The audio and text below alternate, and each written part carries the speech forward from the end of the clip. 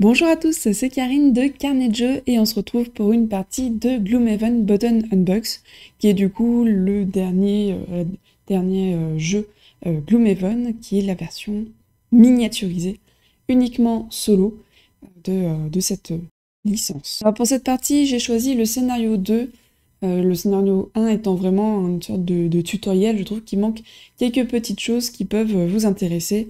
Et voilà, globalement, ça va pas non plus trop vous divulgacher le reste, en sachant quand même que la partie narration, histoire derrière cette boîte n'est pas très développée. Voilà. En fait, ça se présente toujours un peu de cette manière, avec un texte, des consignes de mise en place, et en dessous, c'est la résolution. Donc globalement, la partie scénario n'est pas la plus intéressante, et puis, comme je suis nulle en anglais, ça m'évitera de dire n'importe quoi. Donc j'ai mis en place le jeu.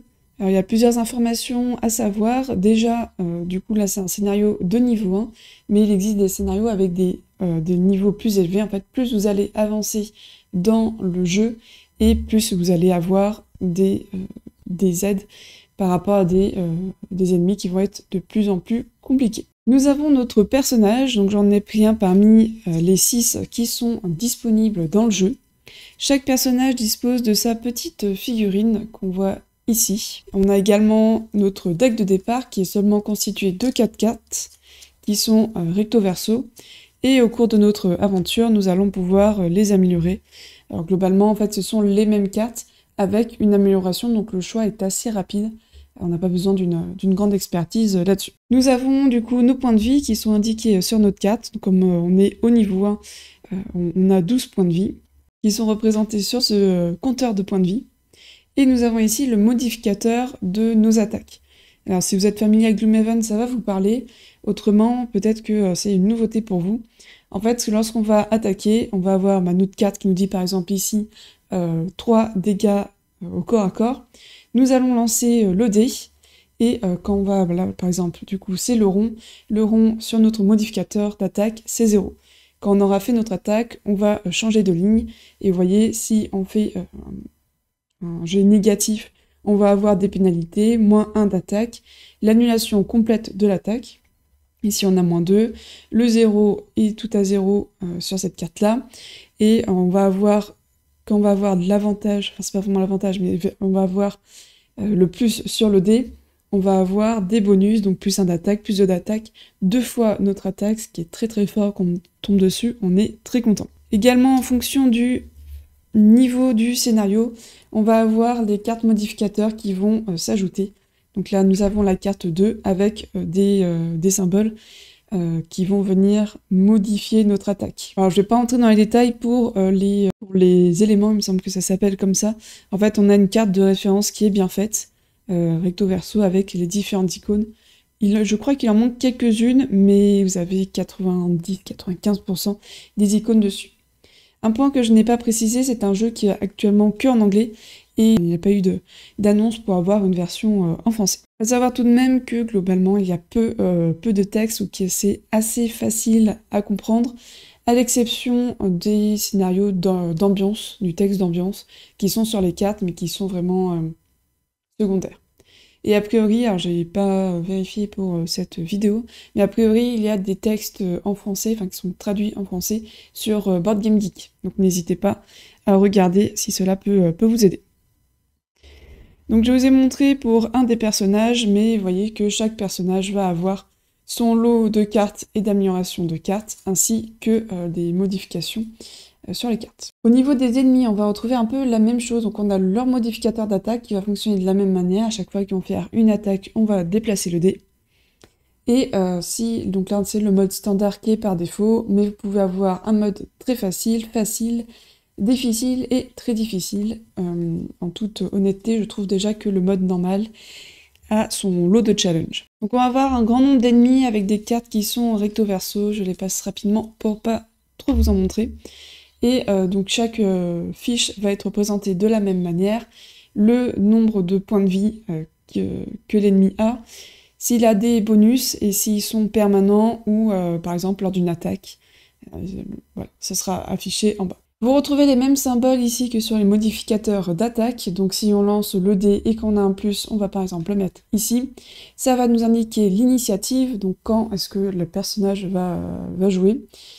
Là, ça va être son nombre de déplacements, son attaque au corps à corps, et on va également avoir une notion de distance, par exemple pour l'archer ici, son attaque là fait 2 dégâts à une distance jusqu'à 3 cases. Tout comme nous, ils ont leurs points de vie qui sont indiqués au-dessus. Alors on parle de distance, mais du coup, où se trouve l'arène? Eh bien juste derrière la carte scénario.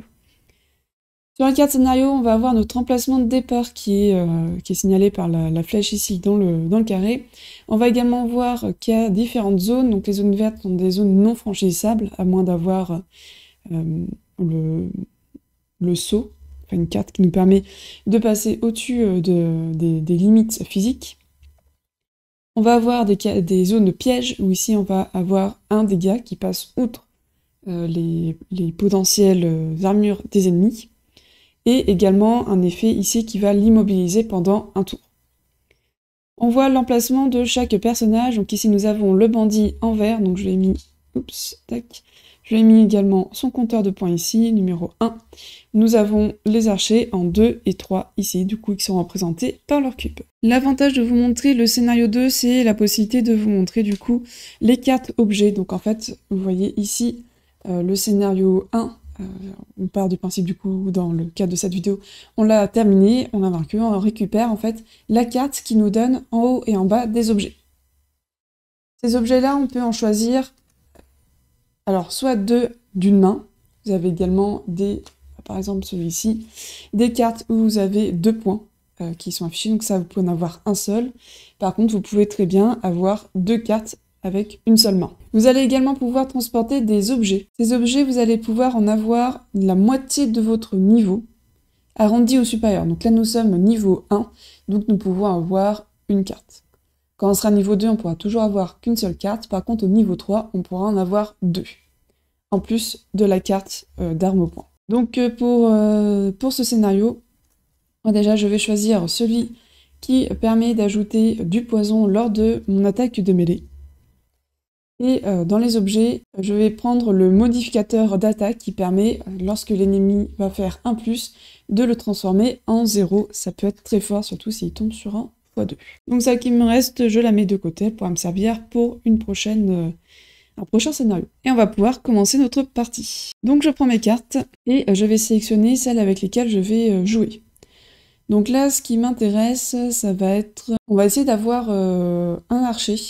Donc je vais essayer de taper le bleu. Il n'y a pas de bouclier du coup. Donc là par exemple j'ai une icône orange avec une flèche. Ça veut dire que ça perce le bouclier. Mais en l'occurrence, pour l'archer je n'en ai pas besoin. À chaque fois sur les cartes, je vais faire une action en haut, une action en bas. Donc là il va me falloir quand même du déplacement. Je vais prendre celui-ci. Donc là je vais faire le déplacement du bas et l'attaque du haut. Ah bah non, mais attendez, je n'ai même pas besoin. Là en fait ça m'indique une distance de 3. Je vais peut-être me la garder pour après. Je vais plutôt prendre le renforcement. Ok. Donc là, j'ai choisi mes 2 cartes, et je vais choisir quelle carte sera mon initiative. Dans certains cas, ça peut valoir le coup de les laisser venir à soi, donc de les laisser jouer avant. Donc dans ce cas-là, on va plutôt prendre l'initiative la plus élevée. Là, dans mon cas, j'aimerais pouvoir cogner en première, donc je vais prendre l'initiative la plus faible, la 15. Maintenant que j'ai choisi mes cartes, je vais définir l'initiative des ennemis. Moins et moins, ok. Donc malheureusement j'ai pris celle qui était la plus faible, mais sinon vous voyez que là c'est le 16. Globalement quand c'est sur le moins, les attaques vont être plus rapides mais moins puissantes, plus sur la défensive en général, et plus on va vers l'initiative élevée, plus leur attaque peut faire des dégâts. Donc là c'est mon tour, donc je vais me déplacer jusqu'à 4, alors je vais faire attention de ne pas aller dans le piège, 1, 2, 3, et je vais au corps à corps avec l'archer. Donc là, cette carte, je l'ai terminée, on va voir après comment on la gère. Et je vais également faire mon attaque. Donc mon attaque de base est de 3, avec une poussée de 2, et ça va également me donner un bonus d'avantage. Donc l'avantage, ça va être de lancer 2 fois le dé et de prendre le meilleur résultat pour le prochain tour. Donc je lance le dé modificateur, c'est un 0, ça me fait 0 de modificateur, je pense bien à le déplacer, ça on a vite fait d'oublier, et du coup je peux infliger 3 de dégâts, inverser l'ordre pour m'en souvenir, à l'archer. Donc il n'a plus que 4 points de vie. Dans mon cas ici, je n'ai aucune carte qui reste jusqu'à la fin du tour, mais par exemple celui-ci, si j'avais activé celui du haut, j'aurais gardé le bonus de défense jusqu'à la fin du tour. Celui du bas, ça aurait été un bonus jusqu'à ce que je décide de l'enlever. Donc ces deux cartes que je viens d'utiliser, je vais les faire passer sur la phase B et ils vont retourner dans ma main. Lorsque je vais les utiliser pour la deuxième fois, ils vont être défaussés. Et pour pouvoir les récupérer, il faudra que je fasse un repos. Donc c'est désormais au tour de l'ennemi, donc les plus rapides à jouer ce sont les archers. Donc je vais commencer par le bleu. Le bleu va se déplacer de 1, donc pour lui c'est plus intéressant de s'éloigner. Et il va essayer de m'attaquer à 2 de distance. Donc je lance le dé de dégâts, il fait 0, donc il n'y a pas de modificateur, il m'inflige 2 blessures. C'est du coup au tour du violet de jouer, donc il va se déplacer de 1 et il est trop loin pour m'attaquer. Personnellement, pour me souvenir qu'ils ont déjà joué, parce que des fois on ne sait plus trop où on en est sur les trucs, je l'enlève toujours pour le prochain tour, comme ça me rappelle qu'il faut que je lance le dé de modificateur. Donc désormais c'est au bandit de jouer, il va se déplacer de 2 le plus proche de moi. 1, 2, 3, 4, 5, 1, 2, 3, 4. Donc il va se descendre, il va descendre par ici. Il essaye de m'attaquer au corps à corps, mais du coup il est trop loin, et il a également un bonus, un bouclier en plus par rapport à celui habituel. Donc pour dire à qui il a joué, je retire son cube. Donc on vient terminer notre premier tour, donc vous voyez ça se joue assez vite et plutôt facilement. À mon sens, il faut bien faire attention surtout de bien déplacer ici et de ne pas oublier de changer l'initiative des ennemis. Donc c'est de nouveau le début. Celui-ci est assez intéressant parce que ça me permettrait de taper le bandit. Ah oui, mais j'ai pas... Il faudrait que je joue cette carte pour avoir le bonus devant qui me donne du déplacement. Pourquoi pas, ça pourrait me permettre de me mettre à l'abri. C'est quand même assez cher payé. Mais on peut le tenter. Alors par contre, il y a 35 avant l'initiative la plus basse, ce qui fait qu'il y a de fortes chances que les archers jouent en premier. Et dans ce cas-là, celui-ci me servirait à jouer ceci pour montrer un peu une partie. Donc je vais choisir 35. D'ailleurs, vous voyez que la phase B, quand la carte est retournée, tout est en blanc, alors que les autres c'est bleu-noir. Ça permet de bien les différencier. Donc j'ai choisi l'initiative 35, et je vais faire leur initiative, plus 70, et l'archer 0. Bon, l'archer joue, les archers jouent avant moi. Alors, le bleu va essayer de se déplacer de 1, mais il n'a pas vraiment d'intérêt. Et du coup, il m'attaque avec 2 de base, 0, donc il me fait 2 points de dégâts. Hop, on passe à 8. Et c'est au tour du violet également de jouer. Il avance de 1 et il est à 3 de distance, donc il peut m'attaquer. Et il fait un plus, donc il va faire plus 1. Donc pour vous montrer, je vais... quoique... Ça m'intéresse quand même de le garder quand ça va être à x2. Pour le moment, on va... on est déjà à 8. Allez, on va l'utiliser. On va l'utiliser pour que ça fasse que 0 et qu'il fasse que, entre guillemets, 2 points de vie. Vous voyez, ça va très vite. Je crois que là, je joue pas très bien. Donc ça, je l'ai utilisé. Et en fait, vous voyez ici un symbole. C'est-à-dire qu'on le retourne, mais qu'on pourrait potentiellement le réutiliser. Pour cela, il faudrait faire un repos loup. Donc je mets de côté. Et pour ma part, du coup, je vais jouer celui-ci. Donc comme j'ai un élément d'air, ça va me faire 4 de dégâts de base avec 2 de perforation. Sachant qu'il a un bouclier. Et je vais également lui mettre le poison. Le poison, ça va faire en sorte que à chaque fois que je vais l'attaquer, je vais avoir plus 1 de dégâts contre lui. Ok, donc je l'attaque. Je vais lancer le modificateur de dégâts. Bon, ça va, c'est pas l'annulation. Donc on a -1. Donc on fait 3 avec 2 de perforation. Donc on fait 3 directement. 1, 2, 3. Et je lui ajoute un symbole de poison. Le poison, ça va être aussi intéressant quand il y a un ennemi qui va pouvoir se soigner. Parce que quand on soigne le poison, on enlève le jeton, mais on ne reprend pas de points de vie. Du coup, c'est aussi très intéressant là-dessus. Ok, et il me reste du coup le déplacement de 3. Je vais essayer de m'éloigner le plus possible des archers. On va essayer de jouer surtout contre le bandit. J'hésite même, je vais plutôt me mettre ici, à mon point de départ. Ok. Donc j'avais d'ailleurs oublié d'enlever le jeton pour dire qu'ils avaient joué. Et lui, il va se déplacer de 2, mais il est déjà au corps à corps avec moi. Et il m'attaque en faisant 2. Il fait plus un 3. Du coup, il me fait 3 bientôt morte. Cette carte-là, hop, je la mets dans ma défausse. Vous voyez que c'est important de garder un peu de place. En fait, du coup, ici, on met les cartes de défausse. Ici, les cartes actives. Donc, c'est celle où il y a, par exemple, celle-ci, le symbole de l'infini. Les cartes perdues, ça va être quand on va faire un repos où il y a également certaines cartes qui ont ce symbole-là avec une croix, c'est-à-dire que la carte est perdue, on ne pourra jamais la récupérer. Donc c'est un peu un compte à rebours qui suit. Celle-ci, je l'ai jouée, donc je la retourne. Donc le bandit, il a également joué. Et moi, je suis très mal en point tout de même. Je vais jouer celui-ci qui va me permettre de me soigner de 2. Et on va essayer de taper fort contre le bandit. Je prends la plus petite valeur. Le symbole qui est ici, c'est une sorte de contre-attaque. Et ça passe les boucliers, donc c'est très intéressant. Mais là, c'est un peu juste. Au niveau des points de vie, ça serait vraiment très très risqué.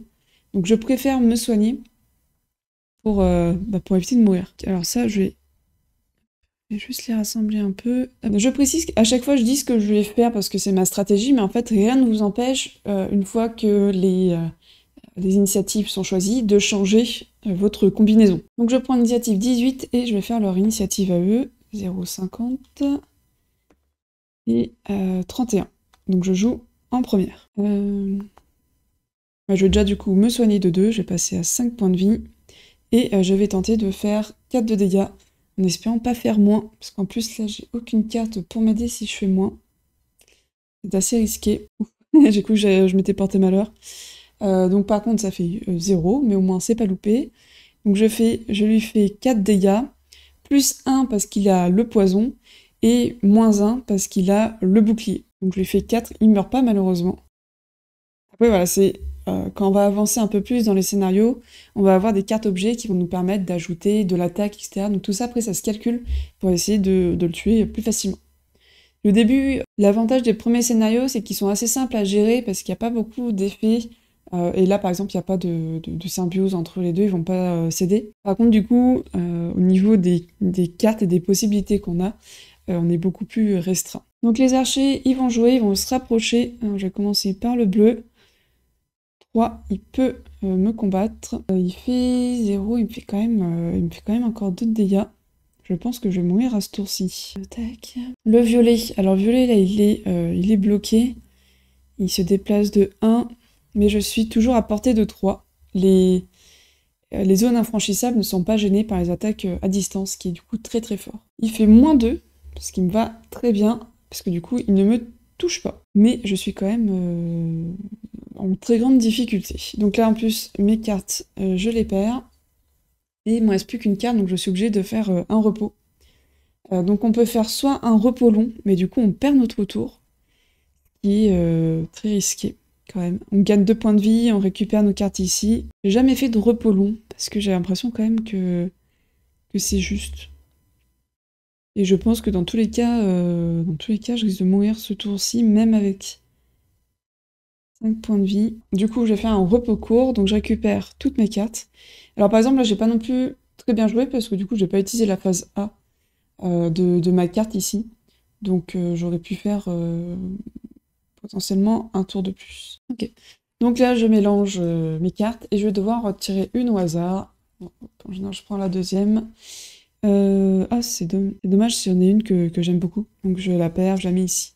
Potentiellement, on peut perdre un point de vie pour pouvoir la récupérer et en choisir une autre qu'on défausse. Celle qui reste, je la récupère sur leur face A. Ok, et c'est à mon tour de jouer. Alors celle-ci va être pas mal parce que je vais pouvoir le pousser dans le piège, mais il a qu'un point de vie déjà. Je serais plus tentée de jouer celui-ci qui me permet d'avoir un bouclier jusqu'à la fin du tour. Et je peux même me rajouter celui-ci, ça va me faire 3 boucliers, ce qui devrait me permettre de déjà de jouer en première, de tuer celui-ci, et de survivre aux attaques des archers, qui font quand même très mal. Le tour suivant, je vais essayer de me placer de sorte à pouvoir utiliser celui-ci qui fait 3 de dégâts aux 2 cibles à côté. Le problème, c'est qu'il me faudrait 2, 3, 4, 4 avec... je regarde juste derrière, mais je crois pas que avec les 4 de base... Ouais. J'y arriverai pas. Alors après, je peux jouer en première et essayer de partir loin et de garder celui-ci pour un prochain tour. Ce serait peut-être plus pertinent. On va essayer cela, on va essayer de le tuer. Après, il y a un autre facteur à prendre en compte, c'est qu'on a peu de temps avec les cartes qu'on a. Donc si je recule pour me mettre en sécurité, je prends quand même le risque de ne plus avoir le temps pour les tuer. Qu'est-ce que je fais? Parce que sinon, est-ce que j'ai encore le point? Encore le point là, ce qui pourrait me permettre de tuer lui s'il m'attaque. Mais j'ai que 3 points de vie, donc ça c'est chaud quand même. Faut que j'arrive à avoir le soin le prochain tour, qui est aussi celui-là de toute façon. Donc celui-ci, il faut que je joue. Non, on va rester comme ça. Ok, alors... on va faire leur initiative. Hop, je vais le faire. Tac, moi et moi.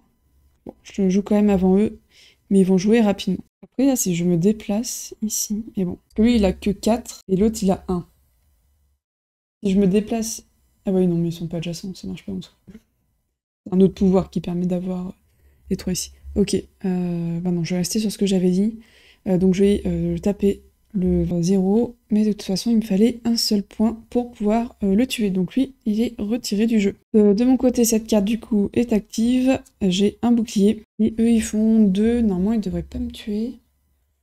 S'ils font des bons jets. Il va se déplacer de 1. Lui, il va aller derrière. 1, 2. Derrière ne me touchera pas si je reste là. Et je vais juste me déplacer au final de 1. Alors je pourrais passer de l'autre côté. Je suis là. 1, 2, 3. Ouais, on va juste se décaler de 1 en arrière pour qu'il ne puisse pas me faire de dégâts ce tour-ci. Ok, donc là les 2 avancent. Et ils ne sont pas à portée pour me faire des dégâts. Nouveau tour. Donc je vais me soigner, ça c'est sûr. Je dis que c'est sûr, mais en fait... il faudrait que j'arrive à me déplacer. Ce serait quand même l'idéal. Alors normalement, je joue beaucoup plus avec la reine. Là, j'ai pas trop joué pour les mettre dans les pièges. Petite précision que j'avais pas donnée jusque-là. Ceux qui jouent avec Gloomhaven l'auront sûrement remarqué. Mais pour les autres, en fait, si l'action que vous avez en bas de carte ne vous plaît pas, vous pouvez choisir une action de base qui est de 2 déplacements. Et pareil pour celui du haut qui est 2 d'attaque. En général, ce du haut, je n'utilise jamais. Celui du bas, ça m'arrive d'utiliser le déplacement.